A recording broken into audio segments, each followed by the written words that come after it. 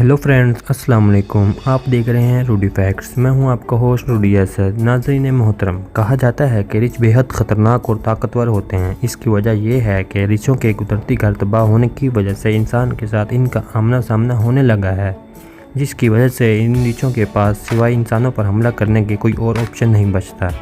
ایسی ہی کہانی ایک رچ کی بھی ہے، جو کہ ایک خیمے سے بچے کو اٹھا کر لے گیا، لیکن جب لوگوں کو یہ ساری بات کا پتہ چلا تو انہیں سمجھ آئی کہ اس رچ کا مقصد اس بچے کو مارنا نہیں تھا، اور کچھ عرصے کے بعد اس رچ کی غار میں سے کسی بچے کی رونے کی آواز آئی۔ کہا جاتا ہے کہ ایک بڑھیا اپنے پوتے کے ساتھ جنگل کے قریب ایک خیمے میں رہتی تھی۔ بڑھیا کے لیے ہر ایک دن نارمل روٹین کی طرح ہوتا تھا۔ آج کے دن اس جگہ کسی وجہ سے مچھر بھی موجود تھے۔ بڑھیا پاس ہی لکڑیاں اکٹھی کرنے گئی، لیکن واپس آنے پر اس کے بچے نے بتایا کہ اسے مچھروں نے بے حد تنگ کیا۔ بڑھیا کو پتہ تھا کہ کیسے ان مچھروں کو دور بھگانا ہے، چنانچہ وہ مچھروں کو دور بھگانے کے لیے کچھ ضروری سامان لینے کے لیے چلی گئی۔ وہ ابھی تھوڑی ہی دور گئی تھی کہ اس نے کسی جنگلی جانور کی آواز سنی۔ یہ آواز اس کے خیمے کے پاس سے ہی آ رہی تھی۔ اس نے پیچھے دیکھا تو ڈر کے مارے اس کے رونگٹے کھڑے ہو گئے۔ اس نے اپنے خیمے کے پاس ایک بہت بڑے براؤن بیئر کو دیکھا۔ یہ بوڑھا ریچھ بغیر کسی انتظار کے اس بڑھیا کے خیمے میں داخل ہو گیا، اور اس سے پہلے کہ بڑھیا اپنے پوتے کو بچانے کے لیے کچھ کرتی، اس ریچھ نے بغیر کسی توقف کے اس بچے کو اپنے منہ میں دبایا اور خیمے سے باہر نکل گیا۔ بڑھیا کی چیخو پکار پر اس ریچھ نے کوئی دھیان نہ دیا اور اس بچے کو منہ میں دبائے وہاں سے بھاگ کھڑا ہوا۔ بڑھیا کی اس چیخو پکار کی وجہ سے آس پاس کے لوگ بھی جمع ہو گئے۔ لوگوں نے جب بڑھیا سے وجہ پوچھی تو اس بڑھیا نے ان سب کو ناقابل یقین بات بتائی۔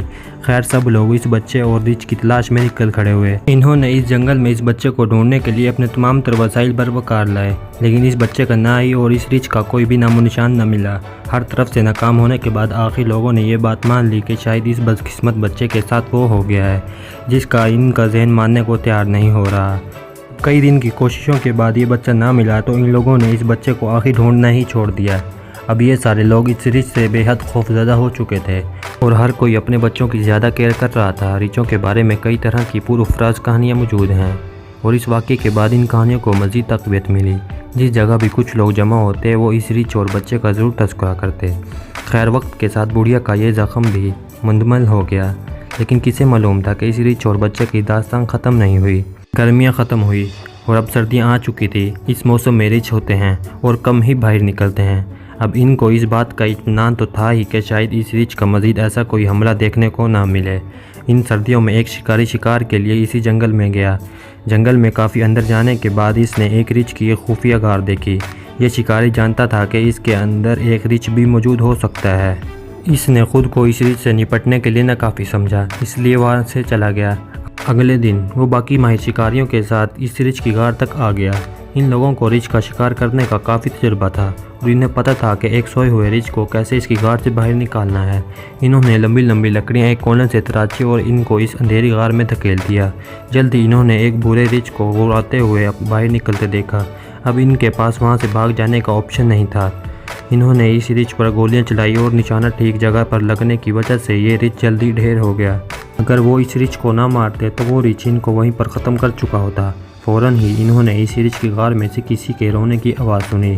انہیں ریچھوں کے بارے میں مشہور تمام ڈراؤنی کہانیاں درست ہوتی ہوئی نظر آ رہی تھی۔ وہ سوچ رہے تھے کہ انہوں نے اس ریچھ کی شکل میں کسی اور کا شکار تو نہیں کر لیا۔ ڈر اور خوف نے ان کے عقلی فیصلہ کرنے کی طاقت سلب کر لی تھی۔ اتنی دیر میں انہیں یاد آیا کہ ہمارے گاؤں سے گرمیوں میں ایک بھورے ریچھ نے بچے کو اغوا کیا تھا۔ انہوں نے یہ بھی سوچا کہ کہیں یہ رونے کی آواز اسی کی تو نہیں۔